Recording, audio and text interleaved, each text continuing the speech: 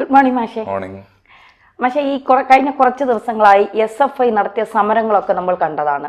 ഗവർണർക്കെതിരെയായിരുന്നു SFIയുടെ സമരം മുഴുവൻ. അപ്പൊ നമ്മളൊക്കെ കരുതി പഴയതുപോലെ വീണ്ടും ഗവർണറും സംസ്ഥാന സർക്കാരും തമ്മിൽ വലിയ പ്രശ്നങ്ങളുണ്ട്, തുറന്ന ഒരു പോരിന് തന്നെയാണ് വഴി തുറക്കുന്നത്. കാരണം SFIയുടെ സമരം അത്ര കലുഷിതമായിരുന്നു എന്നുള്ളതാണ്. SFI സംസ്ഥാന പ്രസിഡന്റ് ശിവപ്രസാദ് ഒക്കെ ഘോരമായി മാധ്യമങ്ങളുടെ മുന്നിൽ പ്രസംഗിക്കുന്നതൊക്കെ കണ്ടു. ഈ ഗവർണറെ ഇനി വെച്ചുകൊണ്ടിരിക്കില്ല എന്നൊക്കെയുള്ള നിലപാടുകൾ സ്വീകരിച്ചു. കഴിഞ്ഞ ദിവസം മുഖ്യമന്ത്രി രാജ്ഭവനിലെത്തി ആർലേക്കറുമായി കൂടിക്കാഴ്ച നടത്തി. ഒരുപാട് സമയം ചർച്ചകൾ നടന്നുവെന്ന് പറയുന്നു. സത്യത്തിൽ മുഖ്യമന്ത്രിയുടെ SFIക്ക് ഇട്ട് പണിതതാണോ? മുഖ്യമന്ത്രി ആർക്കൊക്കെ ഇട്ട് പണിയുന്നതാണ് എന്ന് നമ്മൾ കാണാനിരിക്കുന്നതേ ഉള്ളൂ. ഈ ഒരു കാര്യം ഉറപ്പായി, മുഖ്യമന്ത്രിക്ക് വേണമെങ്കിൽ ഭരണഘടനാപരമായ മാർഗങ്ങളൊക്കെ അറിയാം. അദ്ദേഹത്തിൻ്റെ കയ്യിൽ, അദ്ദേഹത്തിൻ്റെ എന്നല്ല ഏത് മുഖ്യമന്ത്രിയുടെയും കയ്യിലാണ് ഇതിൻ്റെ സ്വിച്ച് ഇരിക്കുന്നത്.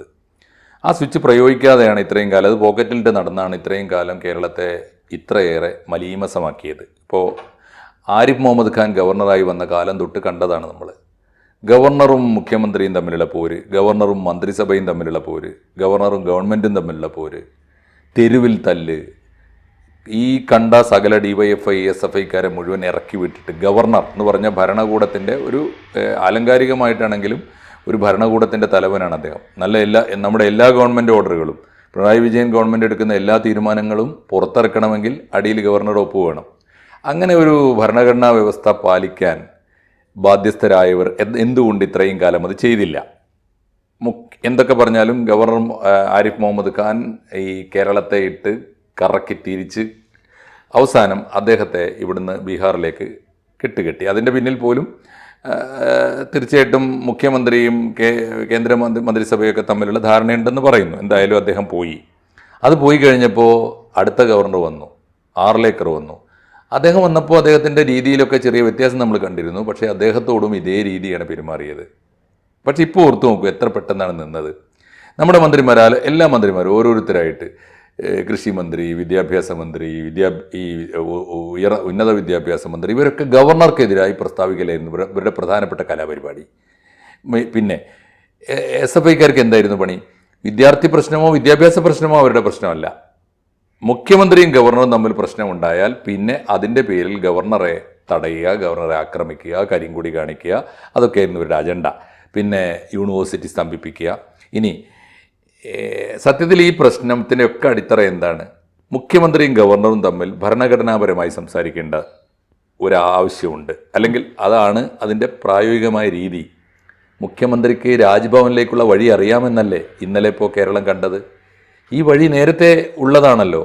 എന്തേ ഈ ആരിഫ് മുഹമ്മദ് ഖാൻ ഗവർണറായിരിക്കുമ്പോൾ മുഖ്യമന്ത്രി എങ്ങനെ പെരുമാറിയത്? രാജ്ഭവൻ എന്തോ നമുക്ക് അന്യ വീടാണ്, നമ്മൾ അങ്ങോട്ട് പോവില്ല, ശത്രുവിൻ്റെ മന്ദിരം പോലെയാണ്. എന്നിട്ട് നിവൃത്തിയില്ലെങ്കിൽ ചീഫ് സെക്രട്ടറിയെ പറഞ്ഞയക്കും, അതുകൊണ്ടായില്ലെങ്കിൽ ഏതെങ്കിലും മന്ത്രിമാരെ പറഞ്ഞയക്കും. പല മന്ത്രിമാരും പലപ്പോഴും മുഖ്യമന്ത്രിക്ക് വേണ്ടി എത്ര ഗതികേട് ആലോചിച്ചു. മുഖ്യമന്ത്രിയും ഗവർണറും തമ്മിൽ സംസാരിച്ചാൽ 1 മിനിറ്റ് കൊണ്ട് തീരുന്ന ഇഷ്യൂ പരസ്പരം സംസാരിക്കാതിരിക്കുക, പൊതുവേദിയിൽ കണ്ടാൽ മുഖം തിരിച്ചിരിക്കുക, എന്നിട്ട് പരസ്പരം പുറത്തിറങ്ങിയിട്ട് പത്രസമ്മേളനം നടത്തുക. വിരുദ്ധമായ രീതിയിൽ ഒരു ഭരണകൂടം മുന്നോട്ട് പോകേണ്ട സമയത്ത് ആലോചിച്ച് നോക്കൂ. പ്രധാനപ്പെട്ട 2 ചക്രങ്ങൾ, മുന്നിലെ ചക്രം ഇടത്തോട്ടും രണ്ടാമത്തെ ചക്രം വലത്തോട്ടും തിരിഞ്ഞാൽ എങ്ങനെ ഇരിക്കും? അതായിരുന്നു ഭരണസ്തംഭനം. അക്ഷരാർത്ഥത്തിൽ കേരളത്തിൽ ഭരണസ്തംഭനം നിലനിന്നു. ഇപ്പോൾ മുഖ്യമന്ത്രിക്ക് പണി അറിയാമെന്ന് മനസ്സിലായി. മുഖ്യമന്ത്രി രാജ്ഭവനിലേക്ക് പോയി. രാജ്ഭവനിൽ പോയത് മോശം കാര്യമൊന്നുമല്ല. ഗവർണറെ രാജ്ഭവനിൽ തന്നെ ചെന്നാണ് മുഖ്യമന്ത്രി കാണേണ്ടത്. ഒരിക്കലും മുഖ്യമന്ത്രിയുടെ ഓഫീസിലോ മുഖ്യമന്ത്രിയുടെ ഔദ്യോഗിക വസതിയിലോ വന്ന് ഗവർണർമാർ കാണാൻ പാടില്ല. അതതിൻ്റെ പ്രോട്ടോക്കോളാണ്. കാരണം ഭരണകൂടത്തിലെ ഏറ്റവും ഉന്നതിയിൽ നിൽക്കുന്ന പ്രോട്ടോക്കോൾ തീർച്ചയായിട്ടും ഗവർണർക്കാണ്.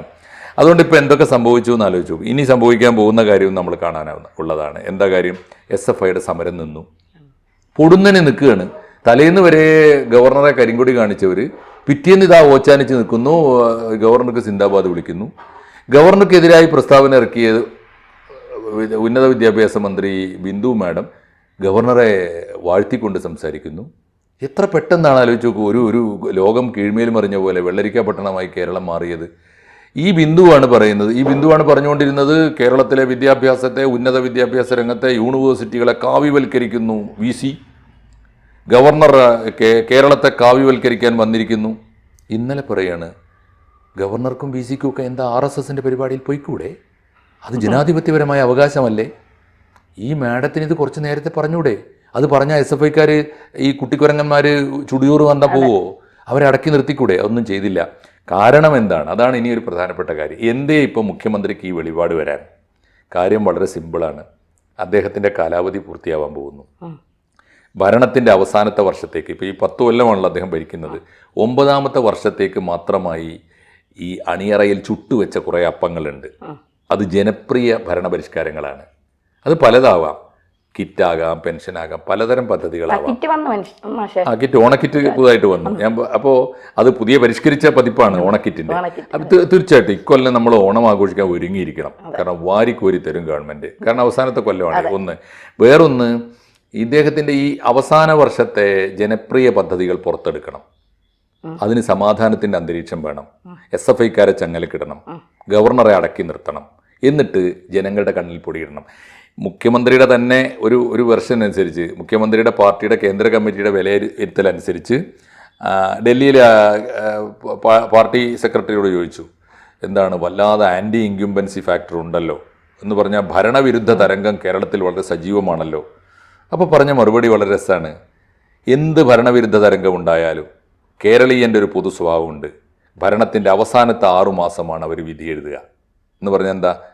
5 കൊല്ലത്തേക്ക് തിരഞ്ഞെടുത്താൽ 4.5 കൊല്ലം എന്ത് ജനവിരുദ്ധമായ കൂത്താട്ടങ്ങൾ നടത്തിയാലും, എത്ര തന്നെ അക്രമങ്ങളും അതിക്രമങ്ങളും കാട്ടിക്കൂട്ടിയാലും, അവസാനത്തെ 6 മാസം വല്ലതും വെച്ചു കൊടുത്താൽ ഈ പാവം മലയാളി സഹിച്ചോളും, പിന്നെയും വോട്ട് ചെയ്തോളും എന്നാ. ഇനി ഒരു അപകടം കൂടി ഓർത്തോളൂ. അപകടം മാത്രമല്ല, ഈ തീരുമാനം ഇത്ര പൊടുന്നനെ മുഖ്യമന്ത്രി എടുക്കാൻ അദ്ദേഹത്തിന് കിട്ടിയ വലിയ ഉപദേശം കൂടിയുണ്ട്. എന്താണത്? 3ാമതൊരു ടേം കൂടി പിണറായി വിജയന് അധികാരത്തിൽ വരും എന്ന അദ്ദേഹത്തിൻ്റെ ഉപദേഷ്ടാക്കൾ അദ്ദേഹത്തെ പറഞ്ഞ് പഠിപ്പിച്ചു വെച്ചിട്ടുണ്ട്. അത് വരാനും വേണ്ടത് എന്താണ്? ഈ ജനപ്രിയ പരിപാടികൾ നടപ്പാക്കണം. സമാധാന അന്തരീക്ഷത്തിൽ കേരളം മുഴുക്കെ ഈ അദ്ദേഹത്തിൻ്റെ ഭരണകൂടത്തിൻ്റെ ഇന്നലെ വരെ ചെയ്തതും ഇപ്പോഴും നടന്നുകൊണ്ടിരിക്കുന്നതുമായ ജനവിരുദ്ധ സംഗതികളെ മറച്ചു വെച്ചുകൊണ്ട് പുതിയ അങ്ങനെ ഉണ്ടല്ലോ, ഒരു പെയിൻ്റ് അടിക്കൽ പരിപാടി നടക്കണം, വെള്ളപൂശൽ പരിപാടികൾ നടക്കണം. അതിന് സമാധാനം വേണം. ഗവർണർ മര്യാദക്ക് നിൽക്കണം, SFIക്കാർ അടങ്ങിയിരിക്കണം. അതിനുള്ള പദ്ധതിയാണ്. വളരെ സിമ്പിളാണ് കാര്യങ്ങൾ. അതുകൊണ്ട് ഇപ്പോൾ ഈ നടക്കാൻ പോകുന്ന സംഗതികളൊക്കെ അതാണ്. പക്ഷേ കണക്ക് തെറ്റുന്നത് ഒന്ന്, ഈ ഇദ്ദേഹത്തിൻ്റെ കാലദോഷമാണ് ഒന്ന്. ഈ അവസാന കാലത്ത് ഇദ്ദേഹം ഇങ്ങനെയൊക്കെ ഒരുങ്ങി കഷ്ടപ്പെട്ട് ഒരു പുതിയ അന്തരീക്ഷം ഒരുക്കിക്കൊണ്ട് വരുമ്പോഴും തൊട്ടതൊക്കെ അദ്ദേഹത്തിനെതിരായിട്ട് വരികയാണ്. ഒന്ന് ആലോചിച്ച് നോക്കൂ. ഇപ്പോൾ ആ കുട്ടി ഷോക്കേറ്റ് മരിക്കുന്നു, ആശുപത്രികൾ, മെഡിക്കൽ കോളേജുകൾ, തൊട്ടതൊക്കെയും ഗവൺമെൻറ്റിനെതിരായിട്ട് വരികയാണ്. ഒന്ന്, കാലദോഷം എന്നൊന്ന് അദ്ദേഹത്തിന് വിശ്വാസം ഉണ്ടോയെന്ന് അറിയില്ലെങ്കിൽ അദ്ദേഹത്തിനില്ലെങ്കിലും അദ്ദേഹത്തിൻ്റെ കുടുംബത്തിനുണ്ട്. കാരണം അദ്ദേഹത്തിൻ്റെ ശത്രു സംഹാര പൂജ ഒക്കെ നടത്തി തഞ്ചാവൂർ വരെ പോയിട്ടുണ്ട്, ആ ഭാര്യയും മോളും. അപ്പോൾ അതുകൊണ്ട് നമുക്ക് കാത്തിരിക്കാവുന്നേ ഉള്ളൂ എന്തൊക്കെയാണ് നടക്കുക എന്നുള്ളത് കണ്ടറിയണം. 3, വേറൊരു കാര്യം കൂടി അദ്ദേഹത്തിന്, ഈ 3ാം പിണറായി അധികാരത്തിൽ വരാനും വേണ്ട 2-3 കാര്യങ്ങൾ അവർ ചിട്ടപ്പെടുത്തി വെച്ചിട്ടുണ്ട്. ഈ കോർപ്പറേറ്റ് ഉപദേഷ്ടാക്കളുടെ നിർദ്ദേശത്തോടെ, അല്ലാതെ പാർട്ടി നിർദ്ദേശമല്ല കേട്ടോ, ഈ മുന്നണിയുടെ നിർദ്ദേശമല്ല. ഇതൊന്നും പിണറായി ഗവൺമെൻറ് ബാധകമേ അല്ല. അദ്ദേഹം പരിഗണിക്കുന്നത് മന്ത്രിസഭയല്ല, കമ്മ്യൂണിസ്റ്റ് പാർട്ടിയുടെ കേരള സംസ്ഥാന കമ്മിറ്റിയോ സെക്രട്ടേറിയറ്റോ അല്ല, കേന്ദ്ര കമ്മിറ്റിയോ പോളിറ്റ് ബ്യൂറോയോ അല്ല, മുന്നണി ഏകോപന സമിതിയുമല്ല. അദ്ദേഹത്തെ നയിക്കാൻ വേണ്ടി വികസനത്തിൻ്റെ ഒരു കോർപ്പറേറ്റ് കമ്മിറ്റിയുണ്ട്. വലിയ IASകാർ, വലിയ ഉപദേഷ്ടാക്കൾ, അവർക്കൊക്കെ വലിയ ശമ്പളം നമ്മുടെ നികുതി പണത്തിൽ നിന്ന് കൊടുക്കുന്നുണ്ട്. അപ്പോൾ അത് കൊടുത്തു കഴിഞ്ഞാൽ ഇനി അവരുണ്ടാക്കിയ 2ാമത്തെ പദ്ധതി, ഒന്ന് ജനപ്രിയ പദ്ധതി, 2 കോൺഗ്രസ്സിലും UDFലും വലിയ അനൈക്യമുണ്ട്. അത് നമുക്ക് മുതലെടുക്കണം എന്നാണ്. അതാണ്. അത് മുതലെടുത്താൽ എന്ത് സംഭവിക്കും? അത് മുതലെടുക്കാൻ പ്രതീക്ഷിച്ചുകൊണ്ടിരിക്കുമ്പോഴാണ് ചരിത്രത്തിലില്ലാത്ത ഐക്യം കോൺഗ്രസ്സിൽ രൂപപ്പെടുകയാണ്, പണ്ടൊന്നുമില്ലാത്ത വിധം. അപ്പോൾ നിലമ്പൂർ തെരഞ്ഞെടുപ്പിൽ ഞാൻ കണ്ടതാണ്, മുമ്പെങ്ങും ഇല്ലാത്ത വിധം. ആര്യാടൻ മത്സരിക്കുന്ന കാലത്ത് പോലും മുസ്ലിം ലീഗ് അവിടെ വലിയ ആവേശം കാണിക്കാറില്ല. ഇത്തവണ അവരാണ് ഏറ്റവും കൂടുതൽ ആവേശം കാണിച്ചത്. UDF ഒരൊറ്റ സ്വരത്തിലാണ് അവിടെ പ്രവർത്തിച്ചത്. കോൺഗ്രസ് ഒരു അഭിപ്രായ ഭിന്നതയും കാണിച്ചില്ല. ഇന്ന് കോൺഗ്രസ്സിലുള്ള ഒരു സാധ്യത, ഇപ്പോൾ ഒരു ചെറിയ അപസ്വരമുള്ളത് ഇപ്പോൾ ശശി തരൂരാണ്. അതും എനിക്ക് തോന്നുന്നു വല്ലാതെ വൈകാതെ അത് അവസാനിക്കും. ഇപ്പോൾ കോൺഗ്രസ്സിനകത്ത് പ്രശ്നങ്ങളില്ലാത്തൊരു കാലം വന്നിട്ടുണ്ട്. അതും ഇദ്ദേഹത്തിൻ്റെ ആശങ്ക വർദ്ധിപ്പിക്കുന്നുണ്ട്. അതുകൊണ്ട് സമാധാന അന്തരീക്ഷത്തിൽ ഒരുപാട് കാര്യങ്ങൾ ചെയ്യേണ്ടതുണ്ട്. 3ാമത്തെ ഒരു കാര്യം കൂടി കൂട്ടത്തിൽ നടക്കുന്നുണ്ട്. അതെന്താണ്?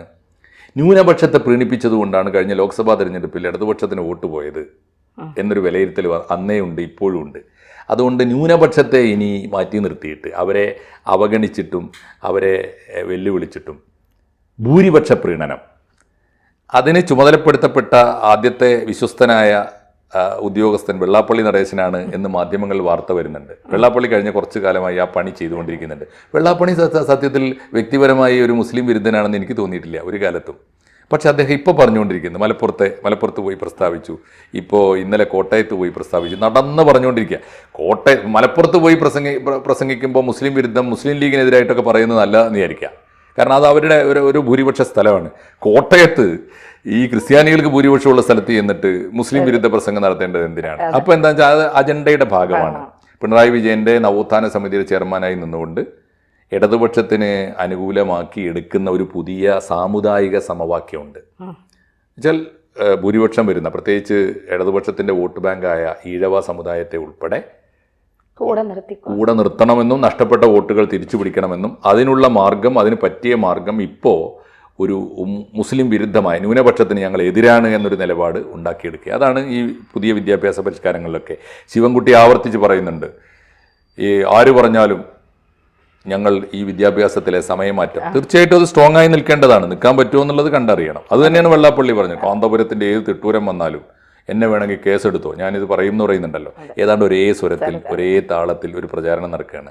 അത് കേരളത്തിലെ സാമുദായിക സമവാക്യം മാറ്റാനാണ്. ഇതൊക്കെ മുന്നിൽ വെച്ചുകൊണ്ടാണ് പിണറായി വിജയൻ രാജ്ഭവനിലേക്ക് വെച്ച് പിടിച്ചത്. ഫലം കാണുമോ ഇല്ലയോ എന്ന് തീർച്ചയായിട്ടും നമുക്ക് കണ്ടറിയാം. തീർച്ചയായിട്ടും അത് ബഹുമുഖ പദ്ധതിയാണ്.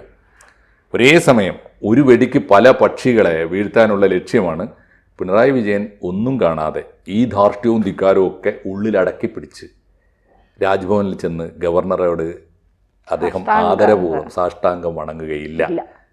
പിണറായി ആരാമോൻ. കൂടുതൽ വാർത്തകളും വിശേഷങ്ങളും നിങ്ങളിലേക്ക് എത്താൻ ABC മലയാളം സബ്സ്ക്രൈബ് ചെയ്യുക, ബെൽ ബട്ടണും അമർത്തുക.